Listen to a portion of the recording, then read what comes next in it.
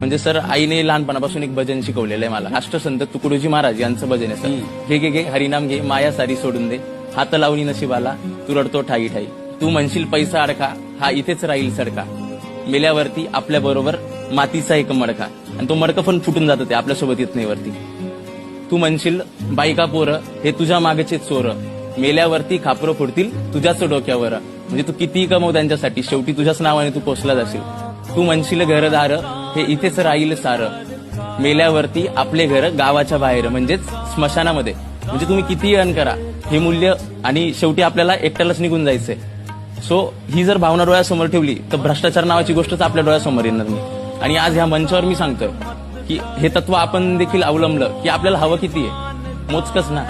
ते जर आपण मिळवलं आणि ह्या गोष्टी जर बंद केल्या तर नक्कीच आपला भारतही पुढे जाईल, आपलं जग देखील पुढे जाईल सर. आणि माणूस म्हणून आपण देखील पुढे जाऊ.